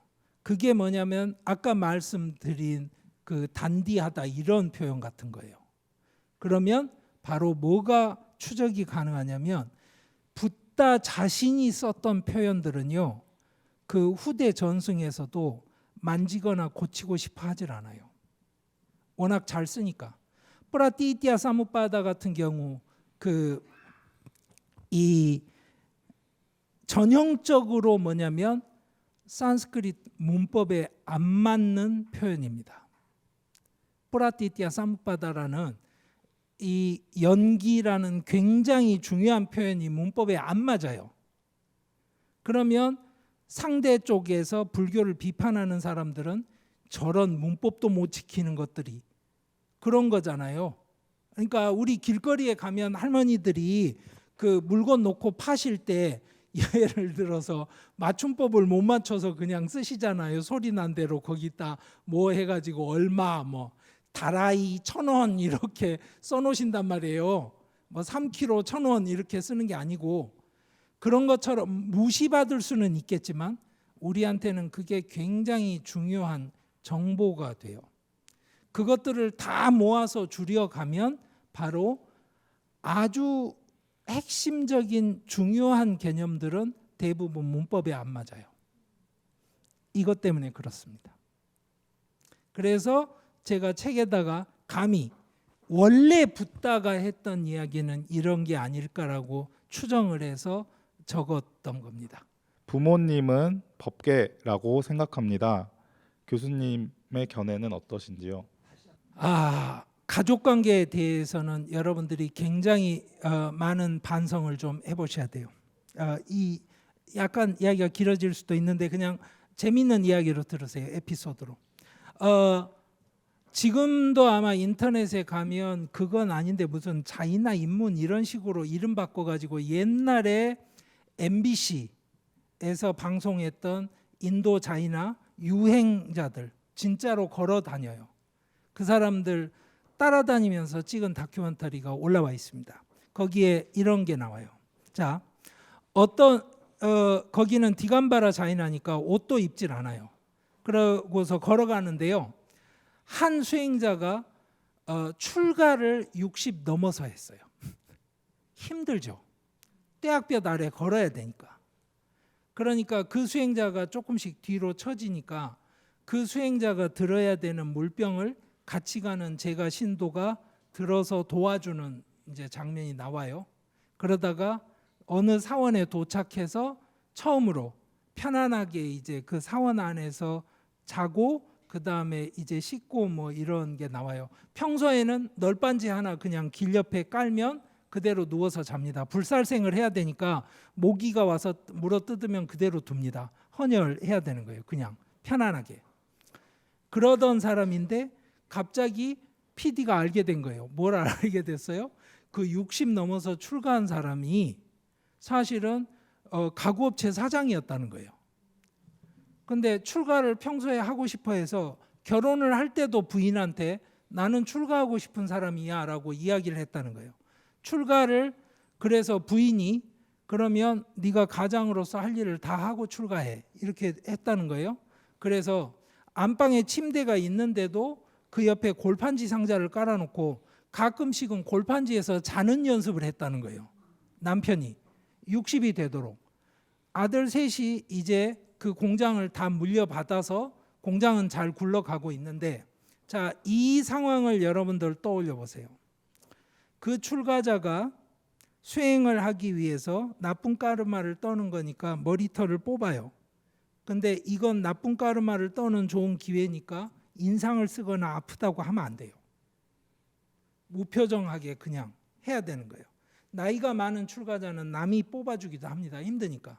그런데 그 사원으로 유행하는 출가자들이 온다 그러니까 신자들이 올 거 아니에요. 다들 와서 이제 축복도 받고 싶어 하고 이렇게 소위 말해서 법문도 듣고 싶어 하고 그러는데 어떤 아주머니 나이 드신 여성 신도 한 분이 와서 이 출가자 앞에 서 있는데 눈물이 글썽글썽해서 다리가 덜덜덜 떠는데 옆으로 못 가는 거예요. 근데 이 출가자는 그 장면을 그대로 보고 앉아 있는데 눈빛이 흔들리지 않아요. 그 여자가 자기 부인이에요. 60 넘어서 출가에 동의해 준. 그게 출가예요.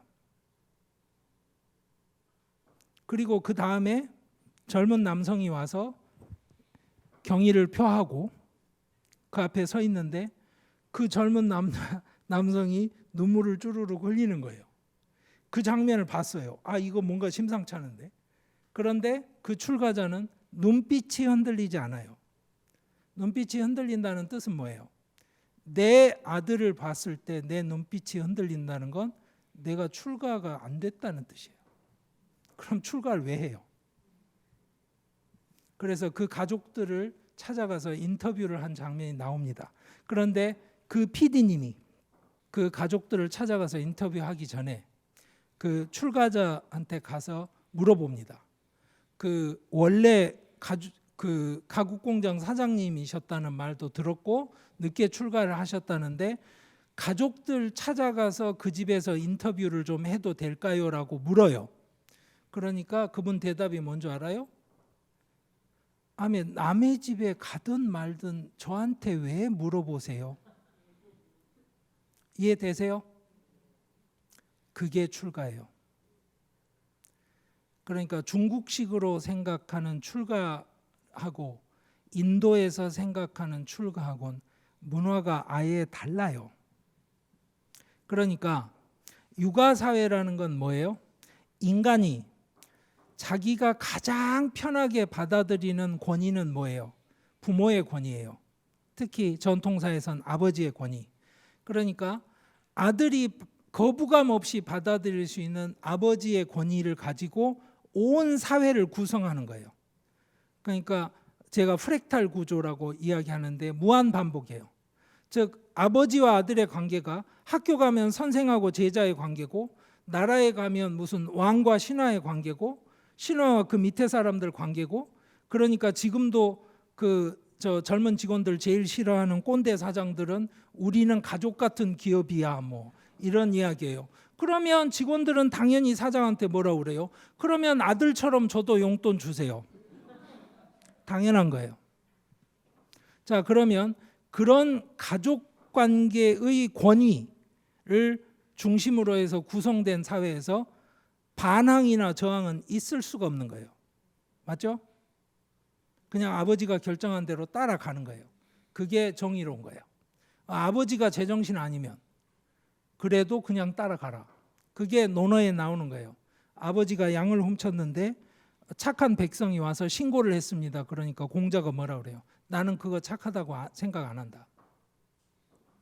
자, 그런 사람들이 조선이라는 나라를 만들겠다고 혁명을 했을 때 아버지와 아들의 관계를 끊어낼 수 있는 전 세계에 있는 유일한 세계관은 뭐예요?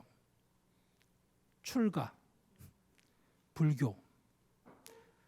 이 사회악의 근본을 잘라야 되는 거예요. 이해돼요? 이게 바로 이데올로기 전쟁입니다. 그래서 정도전이 불시잡병 같은 책을 쓰고 바로 이런 사회악을 철저하게 추방하고 박멸을 해야 이 나라가 기본적으로 구성이 될 수 있다라는 주장을 하게 되는 거예요. 그 사이에 저희들이 서 있어요. 그러니까 중국에 가면 부모 은중경 이런 게 만들어지는 거예요. 그런데 제가 처음에 말씀드렸죠. 출가가 무엇인지 그 인도적인 문화적인 체험과 이 한국의 체험 그리고 한국의 가족주의는 다릅니다. 잘 생각해 보세요. 가족을 떠나서 출가를 해서 절에서 가족을 만들어요. 문중이라는 게 그런 거예요. 그러니까 우리가 갖고 있는 문화는 인도 불교에서는 굉장히 멀다는 걸 여러분들이 생각을 하셔야 돼요. 마지막으로 재미로 말씀드릴게요. 출가라는 게 갖고 있는 굉장히 많은 사회적인 기능들이 있습니다. 여러분들은 상상도 못할 다양한 출가의 형태가 있어요. 고대 일본 같은 경우는 이런 겁니다. 우리식으로 말하자면 첩이라고 할 수 있겠죠. 여성들이 각자 집에 살고 거기 있는 권력자가 그 여성들을 먹여 살리고 가끔씩 들려서 거기서 같이 지내기도 하고 이렇게 살아요. 근데 전쟁에 나가서 그 사람이 죽어요. 자, 그러면 새로운 권력자가 오면 그 모든 그걸 다 물려받죠. 그러면 여자들은 자기가 섬기는 주인이 바뀔 뿐이지 뭐 바뀌는 게 별로 없는 거예요. 그런데 이런 상황을 한번 생각해 봐요. 쿠데타가 일어나서 권력자가 죽어서 아들이 정권을 잡았어요. 자, 보세요. 아버지하고 그 여성하고의 관계가 사회적으로 다 아는 관계고, 그 여성은 그 아버지의 그 아들을 어릴 때부터 봤던 사람이에요. 근데 이제 그 아들이 권력을 잡았어요. 자, 그러면 그 여성은 그때부터 굶어 죽어요? 아니잖아요. 어떻게 해야 돼요? 사회적인 탈출구를 찾아야 돼요. 탈출구가 뭔지 아세요? 출가. 그 여성이 머리 깎고 절로 가는 게 아니에요. 그냥 출가를 선언합니다. 나는 오늘 출가하는 거야. 이렇게. 그러면 그 다음부터 어떻게 되는지 아세요? 주던 생활비를 그 아들이 권력자로서 계속 줍니다. 대신 그때는 생활비라고 안 하고 뭐라 그래요? 보시. 이해되죠? 즉 사회적으로 굉장히 난감한 문제를 출가라는 기막힌 제도를 가지고 해결해요. 그럼 그 여자는 집에서 머리 깎을까요? 아니요. 그냥 한국에서도 종종 있는 일인데, 큰 형이 권력을 잡았어요. 그런데 이제 그 밑에 동생들이 언제 쿠데타의 주역이 될지 모르니까 동생들을 다 죽여야 되는 거예요. 자, 제 아무리 권력이지만 동생 죽이고 싶어요? 그럼 어떻게 해요? 출가. 동생이 출가할 때 어떻게 해요? 동생 밑에 몸종 5명이 동시에 출가를 해요. 그러니까 6명이 같이 스님이에요. 근데 문제는 뭐예요? 다른 스님 5은 몸종이에요. 그게 여러분들 생각하는 인도에서 하는 출가예요? 그런데 저분이 출가를 하면 모든 사람들이 좋아해요. 왠 줄 알아요? 그 절은 아무도 못 건드려요. 왜? 왕 동생이 거기 앉아 있는데 누가 감히 건드려요? 이해되시죠? 그러니까 사회적 관계 안에서 출가라는 게 이루어지는 방식은 너무 다양하고요. 그래서 사회적 관계로서의 부모와 자식 간의 관계를 불교에서 어떻게 이해를 하는지 또 너무나 다양합니다. 근데 원판을 이야기하라고 하자면 아까 말씀드린 인도 방식이 맞아요. 제가 출가를 했으면 동네 할머니든 아니면 처음 보는 분이 오시던 우리 어머니가 내 앞에 와서 서던 제가 눈빛이 달라지면 안 되는 거예요. 그러려면 출가를 하지 말아야죠. 하지만 중국에서 한국에서 출가는 맥락이 다른 겁니다. 그러면 출가가 다르다는 말은 불교가 다르다는 거 아닙니까? 그러면 다르다고 말을 해도 돼요. 그래서 제가 처음부터 말씀드렸잖아요. 우리가 아는 불교 아니면 내가 이게 맞다고 생각하는 불교가 전부라고 이야기하고 다른 거 틀리다고 말하고 그러지 말자고 말씀을 드렸잖아요. 우리가 사는 모습 자체가 그래요. 그러니까 그런 면에서 여러분들이 그 불교적인 세계관과 육아적인 세계관이 섞여 있는 우리의 현실에 대해서 뭐랄까, 이거는 뭔가 안 맞는 거야라거나 뭐 타락한 거야 이런 식의 자조감을 가질 필요도 없고요. 대신 우리 전통 안에서 뭘 가지고 지금의 문제에 좀 더 낫게 대응할 수 있는지 고민을 하는 건 필요하겠죠. 그래서 제가 아까 강연 때 마지막에 말씀드린 거예요. 우리 어머니가 필요로 하시는 거는 제가 생각하는 거랑 다를 수 있다. 이 생각을 합시다. 열성적으로 강연해 주신 강성현 교수님께 큰 박수 부탁드리도록 하겠습니다.